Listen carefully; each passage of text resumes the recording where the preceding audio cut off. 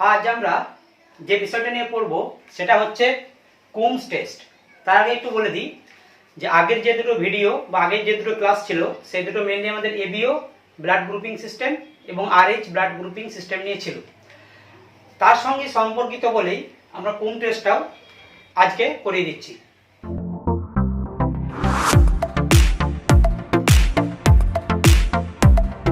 প্রথমে কুম টেস্ট সম্পর্কে জানতে গেলে প্রথমেই জানতে হবে যে হোয়াট ইজ কুম টেস্ট। কুম test basically is an antigen antibody reaction। তাহলে কুম test is an antigen antibody reaction। এই টেস্টের মাধ্যমে আমরা কি করি? এই টেস্টের মধ্যে আমরা ডিটেক্ট করি to detect incomplete anti-RBC antibodies. ঠিক আছে, কি দিয়ে করি? By using Coombs reagent. এটা গেল একটা ডেফিনেশন অফ কুম টেস্ট। কি আর একবার বলে দিই, কুম test is an antigen antibody reaction in which we detect incomplete anti-RBC antibodies by using Combs reagent। আর এটা গেল আমাদের কুম টেস্টের ডেফিনেশন। এখন ডেফিনেশন জানতে গিয়ে আমরা দুটো নতুন টার্ম পেলাম, যেটা হচ্ছে অ্যান্টি-আরবিসি অ্যান্টিবডিজ আর এটা হচ্ছে কুমস রিএজেন্ট। তাহলে কুম টেস্টের ডিটেলসে যাওয়ার আগে আমাকে এই দুটো বিষয় সম্পর্কে একটু জেনে নিতে হবে যে what are RBC anti-RBC antibodies and what is Coombs reagent. ঠিক আছে, তাহলে এখন আমরা জানবো যে দেখবো যে অ্যান্টি-আরবিসি অ্যান্টিবডি কি। এই অ্যান্টি-আরবিসি অ্যান্টিবডিকে মেনলি দু ভাগে ভাগ করা যায়। কি কি? একটাকে বলা হয় কমপ্লিট অ্যান্টিবডি, কমপ্লিট অ্যান্টিবডি, আর একটা টাইপকে বলা হয় ইনকমপ্লিট অ্যান্টিবডি। কোনগুলোকে কমপ্লিট অ্যান্টিবডি বলে আর কোনগুলোকে ইনকমপ্লিট অ্যান্টিবডি বলে? যে সমস্ত অ্যান্টি আরবিসি অ্যান্টিবডিগুলো আরবিসি কে অ্যাগ্লুটিনেট করতে পারে সেইগুলোকে আমরা বলবো কমপ্লিট অ্যান্টি আরবিসি অ্যান্টিবডি। আর যে সমস্ত অ্যান্টি আরবিসি অ্যান্টিবডিগুলো আরবিসি কে অ্যাগ্লুটিনেট করতে পারে না বা ক্লাম্পিং করতে পারে না সেগুলোকে আমরা বলবো দিস আর ইনকমপ্লিট অ্যান্টিবডিজ।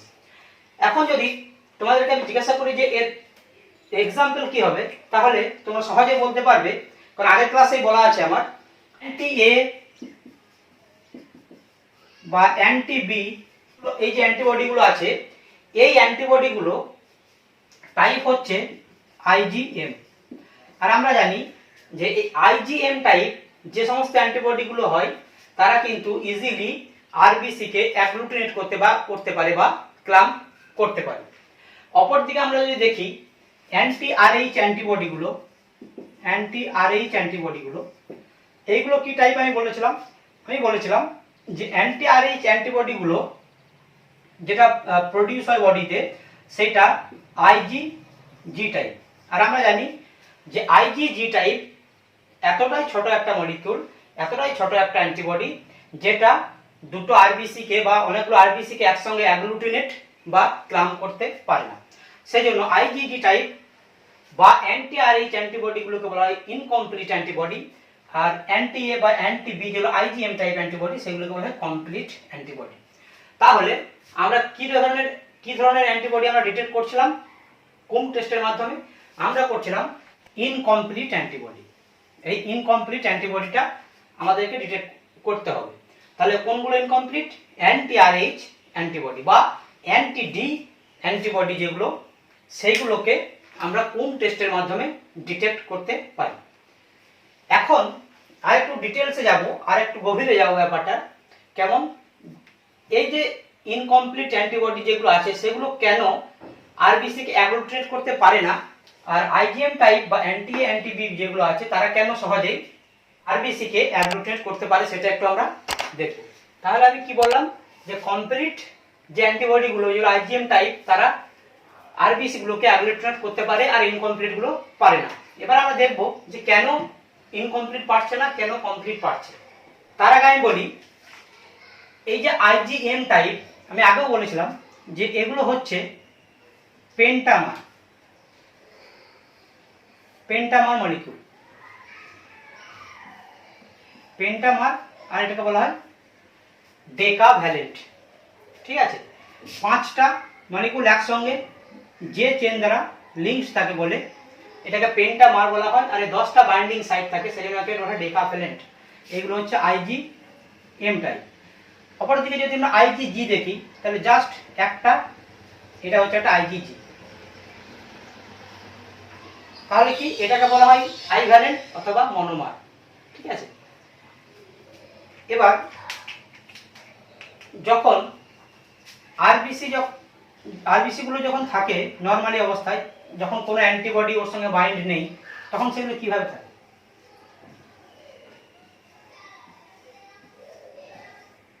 এগুলো একটা আরবিসি। এই আরবিসি গুলো সারফেসে কি হয়, এই আরবিসি গুলো সারফেসে নেগেটিভ চার্জ থাকে। কি থাকে?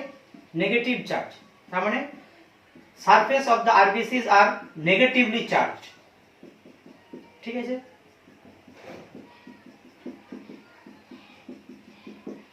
এই নেগেটিভ চার্জ থাকার জন্য কি হবে, একটা আরবিসি আর একটা আরবিসি কে কিন্তু সবসময় রিপালশন করবে, একটা থেকে আরেকটা সবসময় কিন্তু দূরে থাকার চেষ্টা করবে, যেহেতু সেম চার্জ পরস্পরকে বিকর্ষণ করে আমরা জানি, আর অপোজিট চার্জ আকর্ষণ করে। তাহলে এটা যেহেতু সেম চার্জ দুটো আরবিসির মধ্যে, তাহলে এরা একে অপরকে সবসময় দূরে রাখার চেষ্টা করবে। এই যে রিপালশন, এটাকে বলা হয় জিটা পোটেনশিয়াল। এটাকে বলা হয় জিটা পোটেনশিয়াল। জিটা পোটেনশিয়াল।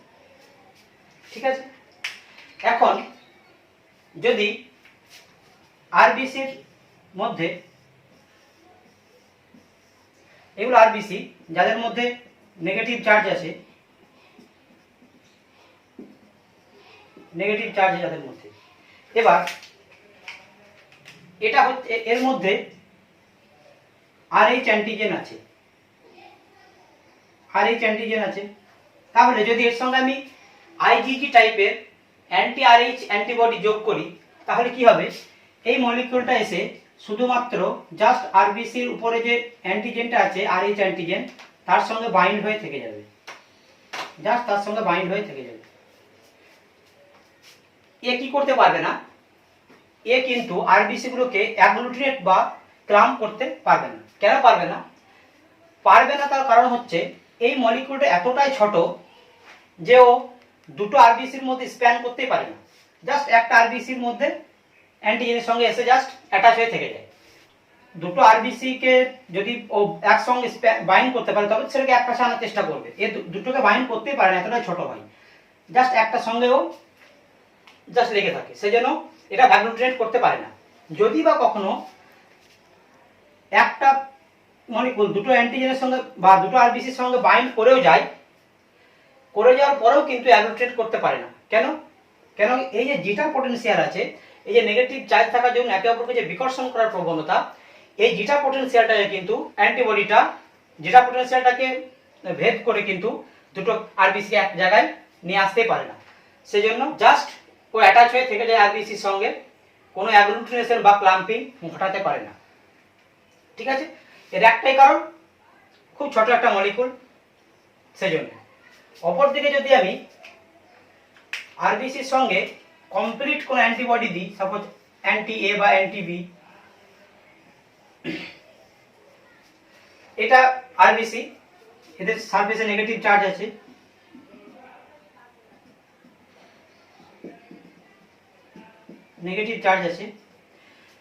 এরপর যদি এখানে আমি যদি আইজিএম টাইপের বা কমপ্লিট অ্যান্টিবডি কিছু অ্যাড করি, সাপোজ আমি অ্যান্টি এ অ্যাড করব, অ্যান্টি এ, তাহলে এইগুলোতে এ অ্যান্টিজেন থাকবে।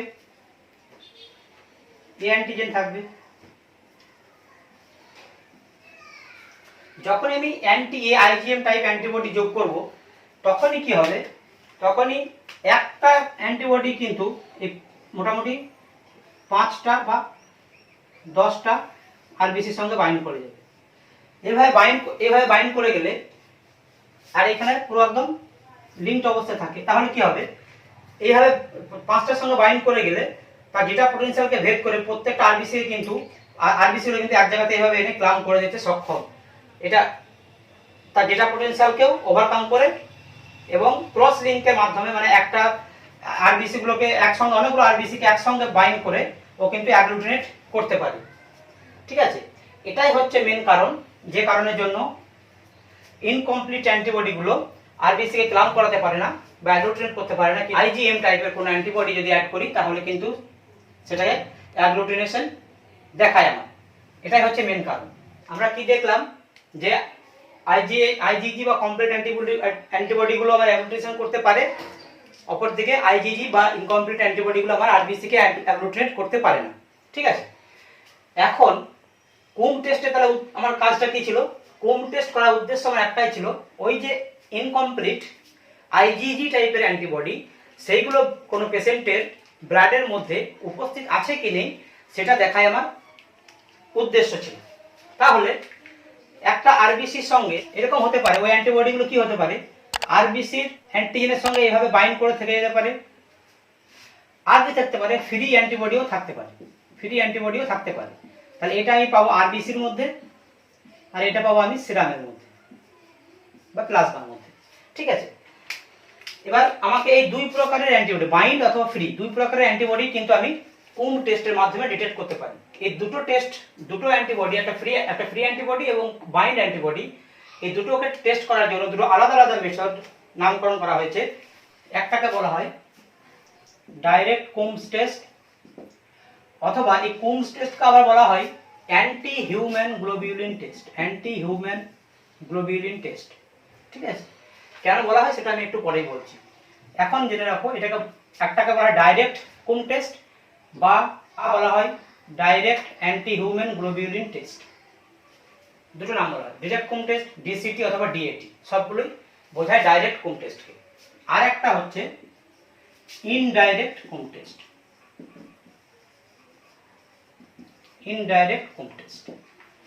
এটাকেও বলা হয় indirect anti human globulin test অথবা ইনডাইরেক্ট কুম টেস্ট, এই দুটোই বলা হয়। এইটার মাধ্যমে আমরা কি করি, ডাইরেক্ট কুম টেস্টের মাধ্যমে আমরা এই জাতীয় অ্যান্টিবডিগুলোকে ডিটেক্ট করি যেগুলো বাইন্ড অবস্থায় আরবিসি সারফেসে আছে সেগুলো। আর ইনডাইরেক্টের মাধ্যমে আমরা সিরাম নিয়ে তার ফ্রি অ্যান্টিবডি কিছু আছে কি নেই সেগুলো ডিটেক্ট করার চেষ্টা করি। ঠিক আছে, এবার এখানে এটুকুই থাক। কখন আমরা কোনো পেশেন্টের বাইন্ড অথবা ফ্রি অ্যান্টি-আরএইচ অ্যান্টিবডি পেতে পারি সেটা একটু দেখব। এটা এখানে স্টপ থাক, আবার আমি পরে এখান থেকে সুইচ করব যে ডিরেক্ট এবং ইনডিরেক্ট টেস্ট কিভাবে করা হয় তার প্রসিডিউরের সময়। কিন্তু এখন আমি একটু বলবো যে এগুলো কখন কোন কোন ক্ষেত্রে আমার এই টাইপের সিচুয়েশন হতে পারে পেশেন্টের ক্ষেত্রে। এখন আমরা একটা সিচুয়েশন নেব, যে সিচুয়েশনটা কি, যে সিচুয়েশনটাতে একটা কাপল আছে, নিউলি ম্যারিড কাপল, যাদের হাজব্যান্ড এবং ওয়াইফ এদের দুজনের ব্লাড গ্রুপ হচ্ছে, এর হচ্ছে RH পজিটিভ আর এর হচ্ছে RH নেগেটিভ। তাহলে আমি আগে দেখিয়েছিলাম আগের ভিডিওতেই যে বাবা পজিটিভ এবং মা নেগেটিভ হলে কি কি প্রকারের বাচ্চা হতে পারে, সেটা পজিটিভ হয় বাচ্চা না নেগেটিভ হয় সেটা চেকার বোর্ডের মাধ্যমে আমি দেখিয়ে দিয়েছিলাম। তাহলে কি হতে পারে, এদের মধ্যে যে অফস্প্রিংটা হবে সেটা RH পজিটিভও হতে পারে অথবা RH নেগেটিভও হতে পারে। আর RH নেগেটিভ হলে কোনো প্রবলেম নেই। আমার আলোচ্য বিষয় হচ্ছে RH পজিটিভ যদি হয় বেবিটা, তাহলে কি হবে,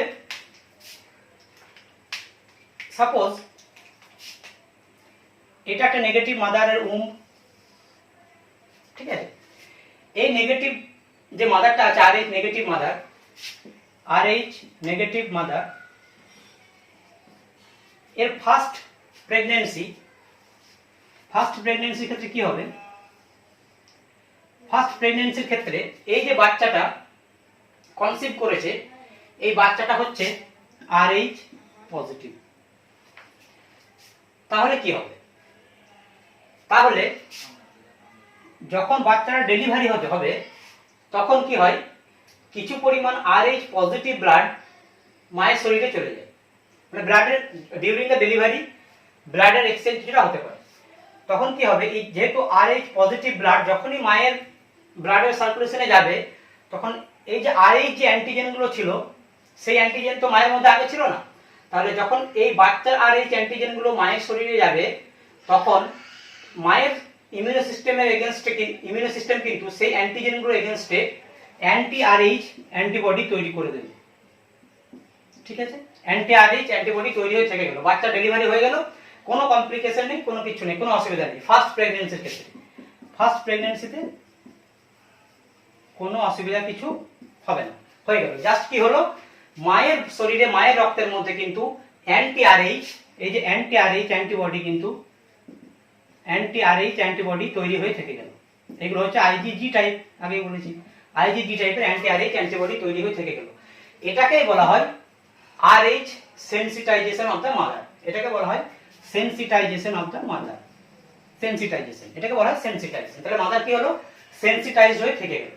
এবার সেকেন্ড প্রেগন্যান্সি, সেকেন্ড প্রেগন্যান্সিতে কি হবে, সেকেন্ড প্রেগন্যান্সিতে যে বাচ্চাটা এসছে আবার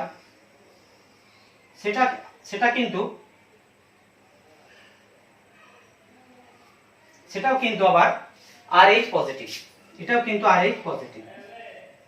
ঠিক আছে, আর মা তো নেগেটিভ আছে। তাহলে এখন কি হবে, এই যে অ্যান্টি RH অ্যান্টিবডিগুলো মায়ের শরীরে তৈরি হয়েছিল, এই অ্যান্টি RH অ্যান্টিবডিগুলোর একটা গুণ হচ্ছে, খারাপ গুণ হচ্ছে, এরা ক্যান ক্রস প্লাজেন্টা, প্লাজেন্টা ভেদ করতে পারে। এতটাই ছোট মলিকুল এগুলো যে প্লাজেন্টা ক্রস করেও বাচ্চার কাছে চলে যেতে পারে। তাহলে এই যখনই পজিটিভ ব্লাড, এর পজিটিভ ব্লাড আর মায়ের নেগেটিভ কিন্তু প্রি সেন্সিটাইজ মা, তার মধ্যে অ্যান্টি RH অ্যান্টিবডি তৈরি হয়ে আছে, এই অ্যান্টি RH অ্যান্টিবডিগুলো কি হবে, বাচ্চার মধ্যে প্লাজেন্টা ক্রস করে বাচ্চার মধ্যে আসতে থাকবে। তাহলে কি ঘটনা ঘটবে, এই যে অ্যান্টিবডিগুলো ছিল সেটা কি হবে, বাচ্চার আরবিসির উপরে যে RH অ্যান্টিজেনগুলো আছে তার সঙ্গে এই অ্যান্টি RH অ্যান্টিবডিগুলো বাইন্ড করবে।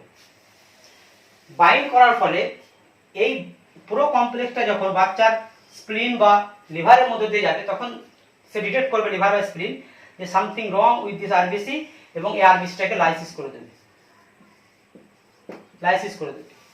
ঠিক আছে। লাইসিস করার ফলে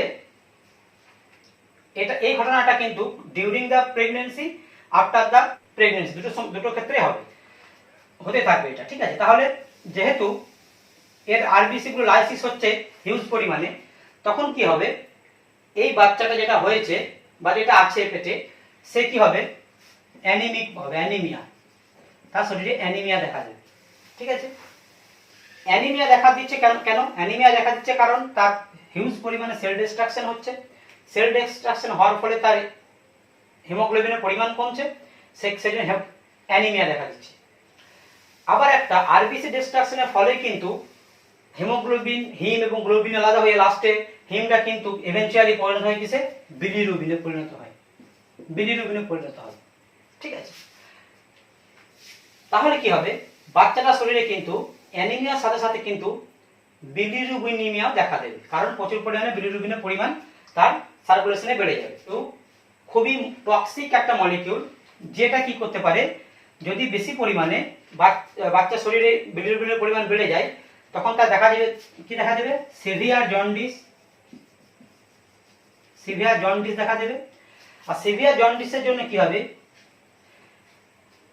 এই যে বিলিরুবিন গুলো আছে, এই বিলিরুবিন গুলো কি করে, বাচ্চার যে ব্লাড ব্রেন ব্যারিয়ার আছে, সেই ব্লাড ব্রেন ব্যারিয়ার ভেদ করে কিন্তু একদম ব্রেনে চলে যেতে পারে।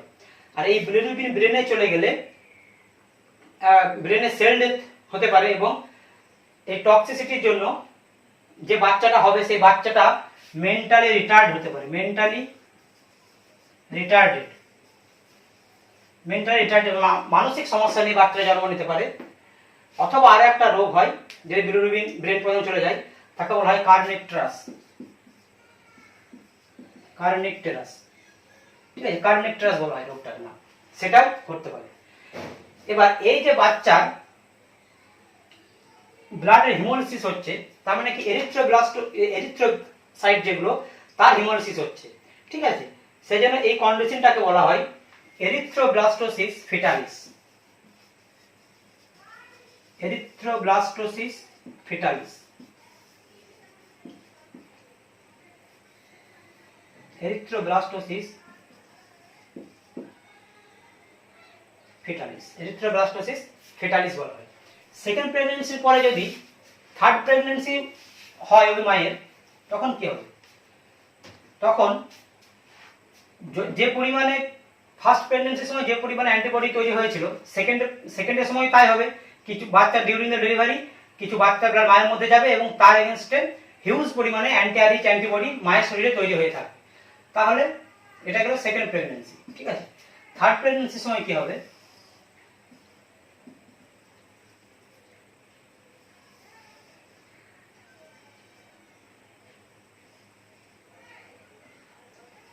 থার্ড প্রেগন্যান্সির সময় আবার যদি বাচ্চা আরএইচ পজিটিভ হয়, তখন এর মধ্যে কিন্তু প্রচুর পরিমাণে অ্যান্টিআরএইচ অ্যান্টিবডি তৈরি হয়ে আছে, প্রচুর পরিমাণে অ্যান্টিআরএইচ অ্যান্টিবডি তৈরি হয়ে আছে। তাহলে কি হবে? যদি বাচ্চা পজিটিভ হয় আর মায়ের মধ্যে প্রচুর পরিমাণে অ্যান্টিআরএইচ অ্যান্টিবডি তৈরি হয়ে থাকে, তাহলে কি হবে? বেশি বেশি পরিমাণে আরো প্লাজেন্টা ক্রস করে বাচ্চার শরীরে অ্যান্টিবডিগুলো ঢুকবে, আর বেশি বেশি করে কিন্তু আরো ব্লাড লস হবে, মানে ব্লাডে লাইসিস হবে, আর বেশি লাইসিস হবে। এটাকে বলা হয় severe destruction of RBC. Severe destruction of RBC, প্রচুর পরিমাণে আরবিসি ডিস্ট্রাকশন হবে। তার জন্য কি হবে? সিভিয়ার জন্ডিসও দেখা দেবে, ঠিক আছে। সিভিয়ার জন্ডিস, তার সঙ্গে অ্যানিমিয়া, সিভিয়ার জন্ডিস আর রেড সেল ডিস্ট্রাকশনের জন্য সিভিয়ার অ্যানিমিয়া দেখা দেবে। আর কি হবে? যেহেতু ব্লাডের পরিমাণ কমে যাচ্ছে, তাহলে বাচ্চার হার্ট কি করবে? ব্লাডকে পাম্প করার জন্য যতটা পরিমাণ ব্লাড দরকার ততটা কিন্তু ব্লাড পাবে না। তখন কি করবে? হার্ট কিন্তু বেশি বেশি করে পাম্প করার চেষ্টা করবে, এবং এই বেশি বেশি অতিরিক্ত মাত্রায় পাম্প করার জন্য বাচ্চার হার্ট কিন্তু ফেল করতে পারে, ঠিক আছে। এই হার্ট ফেল হলে তখন কি হয়? বাচ্চার বিভিন্ন জায়গায়, যেমন পেরিকার্ডিয়াল স্পেসে বা পেরিটোনিয়াল বা তোর আমাদের ফুসফুসের কাছে যে স্পেসটা আছে, সেখানে কি হয়? ফ্লুইডের অ্যাকুমুলেশন হয় এবং প্রচুর পরিমাণে এডিমা দেখা যায় বাচ্চাটার মধ্যে। যে বাচ্চাটা জন্ম হবে সেটা মৃত বাচ্চাই হতে পারে, অথবা হওয়ার কিছুক্ষণের পরই মারা যায়। এই কন্ডিশনটাকে বলা হয় হাইড্রক্স ফিটালিস। হাইড্রক্স ফিটালিস, ঠিক আছে। তাহলে এগুলো আমার গেল পজিটিভ বাবা, নেগেটিভ মা হলে কি কি প্রবলেম হতে পারে। তাহলে এখানে কুম টেস্টের আমার অ্যাপ্লিকেশন কোথায় হবে? কুম টেস্টের আমার অ্যাপ্লিকেশন হবে ফার্স্ট প্রেগন্যান্সি ডেলিভার্ড হওয়ার পর এই যে মা, তার সেই মায়ের ব্লাড নিয়ে আমরা যে প্লাজমাটা নিয়ে আমরা ডিটেক্ট করতে পারি যে তার প্লাজমার মধ্যে কোনো প্রিফর্মড অ্যান্টিআরএইচ অ্যান্টিবডি আছে কি নেই, এইটা। অথবা যে বাচ্চাটা হচ্ছে সেই বাচ্চাটার আমি আরবিসি গুলোকে নিয়ে আমি ডিটেক্ট করতে পারি যে তার মধ্যে আরবিসি গুলোর সঙ্গে কোনো অ্যান্টিআরএইচ অ্যান্টিবডি অ্যাটাচ অবস্থায় আছে কি নেই। এটা আমরা কুম টেস্ট ডিরেক্ট এবং ইনডিরেক্টের মাধ্যমে ডিটেক্ট করতে পারি। এবার আমরা দেখব যে কিভাবে কুম টেস্ট করা হয়, ডিরেক্ট এবং ইনডিরেক্ট দুটোই। এই যে আমি বললাম যে হাইড্রক্স ফিটালিস বা এরিথ্রোব্লাস্টোসিস ফিটালিস, এগুলোকেই বলা হয় haemolytic disease of the newborn. কি বলা হয়? Haemolytic disease of the newborn বা এইচডিএন বলা হয়। এই রোগগুলোকে বলা হয় এইচডিএন বা haemolytic disease for haemolytic disease of the newborn, ঠিক আছে। এখন আমরা দেখব যে কিভাবে ডিরেক্ট এবং ইনডিরেক্ট কুম টেস্টের মাধ্যমে আমরা অ্যান্টিআরএইচ অ্যান্টিবডিগুলোকে ডিটেক্ট করতে পারি। যে কুমস রিএজেন্ট যেটা বলছিলাম, কুমস রিএজেন্ট এটা কিভাবে তৈরি করা হয়? এটাকে কুমস রিএজেন্টকে বলা হয় অ্যান্টি হিউম্যান গ্লোবিউলিনও বলা হয়, ঠিক আছে। এটা কিভাবে তৈরি করা হয়? এটা প্রথমে একটা হিউম্যান যে অ্যান্টিআরএইচ অ্যান্টিবডিগুলো আছে, হিউম্যান অ্যান্টিআরএইচ অ্যান্টিবডি প্রথমে কি করা হয়, একটা ছোট কোনো প্রাণী, গিনিপিগ বা খরগোশ এই জাতীয় কোনো প্রাণীর মধ্যে ইনজেক্ট করা হয়। ঠিক আছে, এই হিউম্যান, এগুলো হচ্ছে হিউম্যান অ্যান্টি-আরএইচ অ্যান্টিবডি। এগুলো কি হলো, কোনো একটা ছোট প্রাণী যেটা তোমার গিনিপিগ বা খরগোশ জাতীয় কোনো প্রাণী, তার মধ্যে ট্রান্সফিউজ করা হলো, ইনজেক্ট করা হলো। তাহলে এই প্রাণীটার শরীরে কি হবে, এই অ্যান্টিজেনগুলো যেহেতু এর শরীরের ইমিউনো সিস্টেমের সাপেক্ষে কোনো ফরেন কোনো বডি, ঠিক আছে, তাহলে এটাকে কি করবে, এই অ্যান্টিবডিগুলোকে এই প্রাণীটার সিস্টেম কিন্তু অ্যান্টিজেন হিসাবে, ফরেন কোনো অ্যান্টিজেন হিসাবে সেন্স করবে, এবং এই অ্যান্টিবডিগুলোর এগেনস্টে কিন্তু এর বডি কিন্তু অ্যান্টিবডি তৈরি করবে। ঠিক আছে, তাহলে এই যে অ্যান্টিবডিগুলো তৈরি করলো, এই অ্যান্টিবডিগুলোকে আমরা কি বলবো, এই অ্যান্টিবডিগুলোকে বলা হয় অ্যান্টি হিউম্যান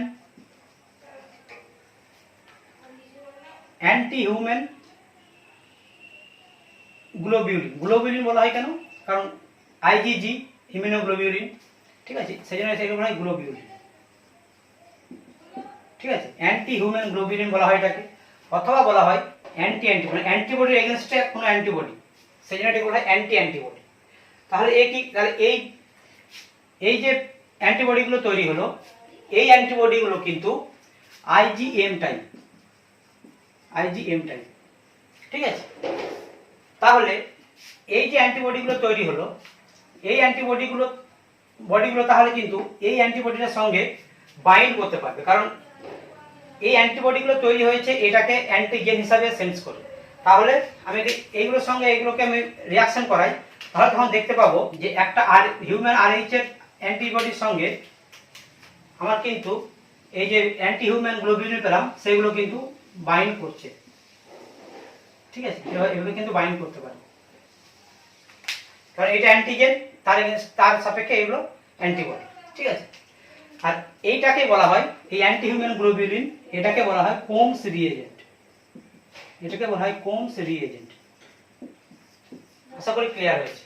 তাহলে এটা গেল আমার কোমস রিএজেন্ট কিভাবে তৈরি হয় সেটা সম্পর্কে।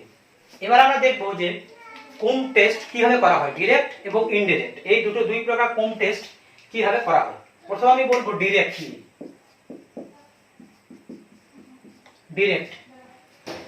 ডিরেক্টে কি করা হবে, প্রথমে কিছু আমি পেশেন্টের আরবিসি নেব। এই আরবিসি গুলোকে নেওয়ার পর ভালোভাবে এটাকে ওয়াশ করতে হবে, যেন এর মধ্যে কোনো প্রকার অন্য কোনো ইমিউনোগ্লোবিউলিনস, অন্য কোনো অ্যান্টিবডি, কোনো কিছু না থাকে, জাস্ট আরবিসি গুলো থাকবে। সেজন্য এটাকে ভালোভাবে ওয়াশ করে নিতে হবে 3 বার। ওয়াশ করার পর এটাকে কি করতে হবে, 5% সেল সাসপেনশন তৈরি করে নিতে হবে। কিভাবে তৈরি করতে হয় সেটা আমি আগে বলেছি, আগে বলা আছে যে কিভাবে তৈরি করতে হবে। এবার এই যে সেল সাসপেনশনটা তৈরি হলো, এইটা আমি একটা টেস্ট টিউবের মধ্যে 1 ড্রপ নেব। এগুলো আরবিসি, তাহলে 1 ড্রপ আমি আরবিসি নিলাম। আমি ধরে নিলাম যে এই যে আরবিসি গুলো আছে, এইগুলো যে প্রি সেন্সিটাইজ আরবিসি, মানে এই আরবিসি গুলোর সঙ্গে অ্যান্টি-আরএইচ অ্যান্টিবডি বাইন্ড করে আছে, আরএইচ অ্যান্টিজেন গুলোর সঙ্গে অ্যান্টি-আরএইচ অ্যান্টিবডি বাইন্ড করে আছে, এটা আমি ধরে নিলাম।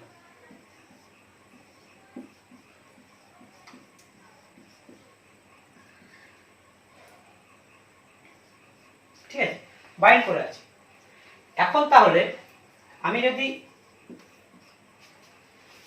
এই যে প্রিসেন্সিটাইজড আরবিসি, যার মধ্যে তোর অ্যান্টি-আরএইচ অ্যান্টিবডি বাইন্ড করে আছে, এইটার মধ্যে যদি এখন আমি যদি 1 ড্রপ কি অ্যাড করব, এর মধ্যে AHG অ্যান্টি হিউম্যান গ্লোবিউলিন বা কোমস রিএজেন্ট, যদি কোমস রিএজেন্ট অ্যাড করি, তাহলে কি দেখবো আমি, আরবিসি গুলো ছিল এরকম, একটার সঙ্গে বাইন্ড অবস্থায় ছিল। যখনই আমি এর মধ্যে AHG অ্যাড করে দেবো, তখন সেই অ্যান্টিবডিগুলো এসে কি করবে, সে IgM টাইপের অ্যান্টিবডিটা এসে প্রত্যেকটার সঙ্গে কিন্তু আবার এই অ্যান্টিবডিগুলোর সঙ্গে বাইন্ড করবে। বাইন্ড করার ফলে একটা কি হবে, একটা ক্লাম্প তৈরি হবে, একটা অ্যাগ্লুটিনেশন দেখা যাবে। কি হবে, অ্যাগ্লুটিনেশন দেখা যাবে। এই ক্ষেত্রে কিন্তু পুরো অ্যাগ্লুটিনেশন যাচ্ছিল না। যখন আমি AHG অ্যাড করে দেবো, তখন সেই IgM টাইপের যে AHG সেটা কি করবে, অ্যান্টিবডিগুলো সেগুলো এই অ্যান্টি-RH অ্যান্টিবডিগুলোর সঙ্গে বাইন্ড করে একটা ক্লাম্প তৈরি করবে বা আরবিসি গুলোকে অ্যাগ্লুটিনেট করবে, অ্যাগ্লুটিনেশন দেখা দেবে। যদি এরকম অ্যাগ্লুটিনেশন দেখা দেয়, তাহলে আমরা বলবো এটা হচ্ছে ডিরেক্ট কুম টেস্ট পজিটিভ। ঠিক আছে। আর যদি এমনটা হয় যে এই আরবিসি যেগুলো আছে তার মধ্যে কোনো অ্যান্টিজেন এই অ্যান্টিজেনের সঙ্গে অ্যান্টিবডি বাইন্ড অবস্থা নেই, জাস্ট আরবিসি গুলো আছে, এর সঙ্গে কোনো এগুলো কিন্তু প্রি সেন্সিটাইজ আরবিসি নয়, তখন কি হবে, তখন এই আরবিসিটার সঙ্গে যখন আমি AHG অ্যাড করব, AHG অ্যাড করার পরেও কিন্তু কোনো অ্যাগ্লুটিনেশন দেখা যাবে না, নো অ্যাগ্লুটিনেশন। কেন? কারণ এর মধ্যে তো কোনো অ্যান্টি-RH অ্যান্টিবডিগুলো নেই, তাহলে ও বাইন্ডটা করবে। এখানে যখন বাইন্ড করছিল এই AHGটা এসে অ্যান্টি-RH অ্যান্টিবডিগুলোর সঙ্গে, এখানে তো কোনো অ্যান্টি-RH অ্যান্টিবডি নেই, তাহলে বাইন্ড করবে কার সাথে, সেজন্য যদি কোনো অ্যাগ্লুটিনেশন না পাই AHG যোগ করার পরেও, তাহলে আমরা সেটাকে বলবো ডিরেক্ট হোম টেস্ট নেগেটিভ। ঠিক আছে। তাই এখন এটাকে একটা কন্ট্রোল ইউজ করতে হয়। কি কন্ট্রোল ইউজ করতে হয়, আমরা এই যে নেগেটিভ টেস্ট পেলাম, এটা কন্ট্রোলটা দুভাবে ইউজ করা হয়। যদি আমরা নেগেটিভ পাই তাহলে কি হবে, এই আরবিসি গুলো এরকমই থাকবে, সিঙ্গেল আরবিসি থাকবে, আর এর সঙ্গে কি থাকবে, ওই যে অ্যান্টিবডি গুলো ছিল সেগুলো এরকম ভেসে ভেসে থাকবে, তাই তো। IgM টাইপের অ্যান্টিবডি গুলো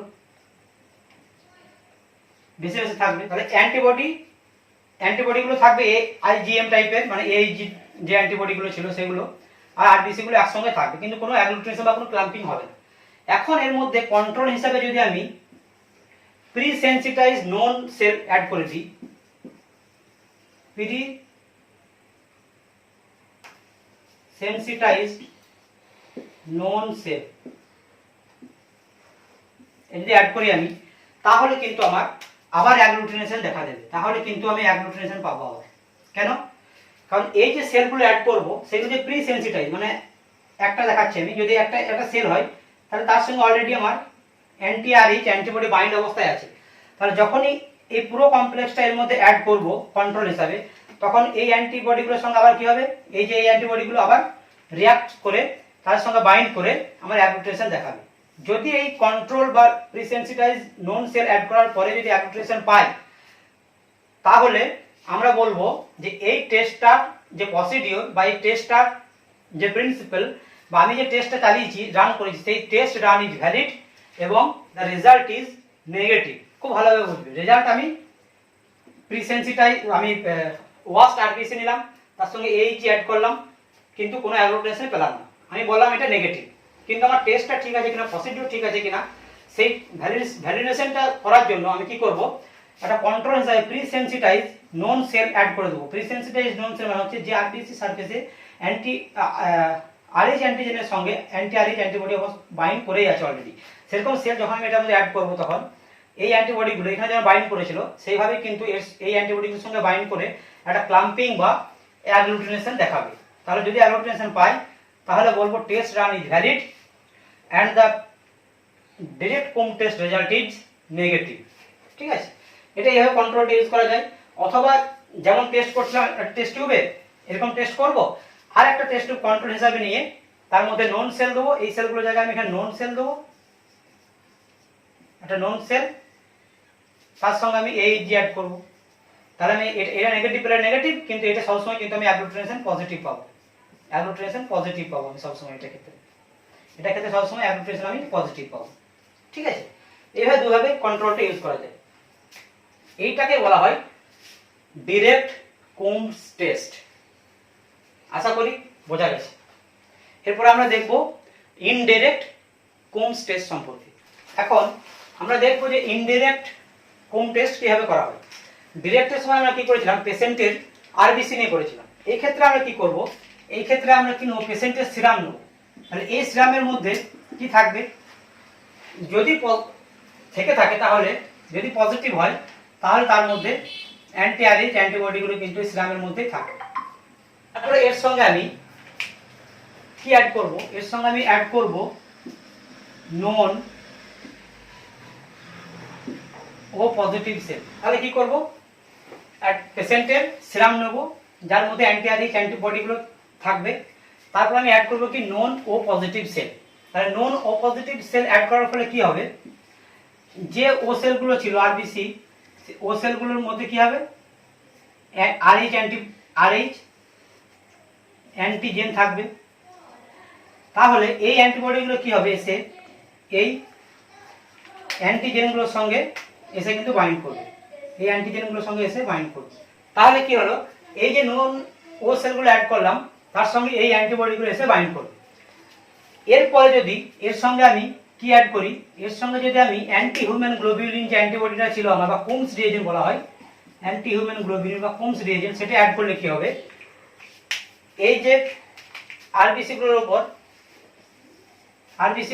অ্যান্টিজেনগুলো সঙ্গে অ্যান্টি আরএইচ অ্যান্টিবডি বাইন্ড অবস্থায় ছিল, অ্যান্টি আরএইচ অ্যান্টিবডিগুলো বাইন্ড অবস্থায় ছিল, যখনই আমি এই যে অ্যাড করে দেবো তখন সে এই যেটা এসে কি করবে, এইগুলোর সঙ্গে আবার বাইন্ড করবে, এগুলোর সঙ্গে বাইন্ড করে একটা ক্লাম্পিং বা অ্যাগ্লুটিনেশন দেখাবে। যদি অ্যাগ্লুটিনেশন পাই তাহলে আমরা তখন বলবো indirect Coombs test is positive. তাহলে আমরা কি করলাম, টেস্টের পজিটিভটা আগে বলে দিই। একটা টেস্ট টিউবের মধ্যে পেশেন্টের সিরাম নেবো 1 ড্রপ, তার সঙ্গে আমি 1 ড্রপ কি করবো, নন ও সেল অ্যাড করবো। তারপরে কি হবে, ও সেলগুলোর এই যে আরএইচ অ্যান্টিজেনগুলো ছিল তার সঙ্গে এই অ্যান্টিবডিগুলো এসে বাইন্ড করবে। বাইন্ড করার পরে যখন এইচ বা অ্যান্টি হিউম্যান গ্লোবিউলিন বা কোমস রিএজেন্ট যখন অ্যাড করব, তার ফলে কি হবে, এই কোমস রিএজেন্টের মধ্যে থাকা অ্যান্টিবডিগুলো এই অ্যান্টিবডিগুলোর সঙ্গে বাইন্ড করে একটা ক্লাম্পিং বা অ্যাগ্লুটিনেশন দেখা দেবে। ঠিক আছে, তাহলে যদি এরকম অ্যাগ্লুটিনেশন পাই তাহলে আমরা বলবো Coombs test, indirect Coombs test is positive. যদি এখানে যদি কোনো অ্যান্টিবডি না থাকে তখন কি হবে, যদি কোনো অ্যান্টিবডি নাই থাকে তাহলে এখানে কোনো অ্যান্টিবডি নেই, তাহলে এখানে কোনো অ্যান্টিবডি বাইন্ড হবে না, এখানে কোনো অ্যান্টিবডি বাইন্ড হবে না। আর এখানে কোনো অ্যান্টিবডি বাইন্ড না হলে এই যে অ্যাড করার পরেও কিন্তু কোনো অ্যাগ্লুটিনেশন দেখা দেবে না, কারণ এই অ্যান্টিবডিগুলো নেই, জাস্ট ফ্রি অবস্থায় ওই অ্যান্টিবডিগুলো থেকে যাবে, কোনো অ্যাগ্লুটিনেশন দেখা দেবে না। তখন আমরা বলবো indirect Coombs test is negative. ঠিক আছে, এটা গেল একটা পজিটিভ। এবার এর সঙ্গে কিন্তু কন্ট্রোল ইউজ করা যেতে পারে। কিভাবে নেবো, আমরা দুটো টেস্ট টিউব নেবো একসাথে, একটা হবে টেস্ট আর একটা হবে কন্ট্রোল। টেস্টে বলে দিলাম কি অ্যাড করতে হবে, কন্ট্রোলে কি করব, কন্ট্রোলে প্রথমে আমি অ্যাড করব অ্যান্টি ডি অ্যান্টিবডি। যখন অ্যান্টি ডি অ্যান্টিবডি অ্যাড করব তারপরে কি অ্যাড হবে, তারপরে আমার দুটোতেই কিন্তু নন রেড সেল অ্যাড হবে। আর যখন এর মধ্যে রেড সেলগুলো অ্যাড করব, নন ও পজিটিভ রেড সেল, তখন কি হবে, এই আরবিসি গুলোর সঙ্গে কি হবে, এই যে অ্যান্টি ডি আমি অ্যাড করেছিলাম সেই অ্যান্টি ডি এর অ্যান্টিবডিগুলো এসে ক্লাম্প করবে। ঠিক আছে, আর এইগুলো হচ্ছে এই যে অ্যান্টি ডি বা অ্যান্টি আরএইচ অ্যান্টিবডিগুলো এর সঙ্গে এসে ক্লাম্প করবে। এরপরে কি হবে, এরপরে যখনই আমি এইচজি অ্যাড করব, দুটো টিউবে এইচজি অ্যাড করব, তখন কি হবে, এই এইচজিটা এইগুলোর সঙ্গে বাইন্ড করে আমার অ্যাগ্লুটিনেশন দেখাবে আগের মতোই। তাহলে কন্ট্রোল যদি আমার পজিটিভ আসে, মানে অ্যাগ্লুটিনেশন পজিটিভ আসে, মানে কন্ট্রোল পজিটিভ এলো, কন্ট্রোল পজিটিভ আসা মানে আমার test procedure is valid, test run is valid. তাহলে আমি তখন আরও দৃঢ়তার সঙ্গে বলতে পারবো যে এই যে টেস্টটা যে রেজাল্টটা আমি পেলাম সেটা পজিটিভ হোক বা নেগেটিভ হোক সেটা আমার অথেন্টিকেট রেজাল্ট। ঠিক আছে, অথেন্টিকেশন আসছে রেজাল্টটা, কারণ আমার কন্ট্রোল পজিটিভ এসছে। এটা গেল আমার ডিরেক্ট এবং ইনডাইরেক্টের প্রসিডিওর। তাহলে আজকে আমরা কোম টেস্ট সম্পর্কে কি কি জানলাম একবার বলে দিই। কোম টেস্ট সম্পর্কে পড়তে গিয়ে আমরা ডেফিনেশনের পর কিভাবে কোমস রিএজেন্ট তৈরি করতে হয় সেটা জানলাম। তারপরে আমরা দেখলাম যে অ্যান্টি আরবিসি অ্যান্টিবডির প্রকারভেদ, ইনকমপ্লিট, কমপ্লিট, কোনগুলো তার উদাহরণ, এবং কেন ইনকমপ্লিটরা অ্যাডাপ্টেশন করতে পারে না, কেন কমপ্লিট অ্যান্টিবডিরা অ্যাডাপ্টেশন করতে পারে, সেই সম্পর্কে জানলাম। তারপরে আমরা হাইড্রক্স ফেটালিস বা এরিথ্রোব্লাস্টোসিস ফেটালিস সম্পর্কেও আলোচনা করলাম একটু, যে কখন কোন ক্ষেত্রে আমরা এই কোম টেস্ট অ্যাপ্লাই করতে পারি সেটা দেখালাম। ঠিক আছে, পজিটিভ ফাদার নেগেটিভ মাদার হলে কি কি কমপ্লিকেশন হতে পারে, কোন প্রেগন্যান্সিতে কি ধরনের কমপ্লিকেশন হতে পারে সেটাও দেখানো হবে। ঠিক আছে, এবং তারপরে ডিরেক্ট এবং ইনডিরেক্ট কোম টেস্টের মাধ্যমে কিভাবে সেই অ্যান্টি-আরএইচ বা অ্যান্টি-আরবিসি, ইনকমপ্লিট অ্যান্টি-আরবিসি অ্যান্টিবডিগুলো ডিটেক্ট করা যায় তার প্রসিডিওর ও বলা হবে। ঠিক আছে, এটা গেল পুরো কোম টেস্ট সম্পর্কে। তাহলে এই গেল আমাদের সমস্ত ডিটেলস।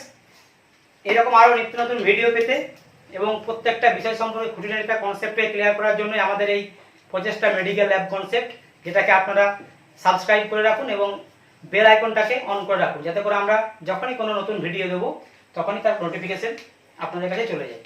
Thank you.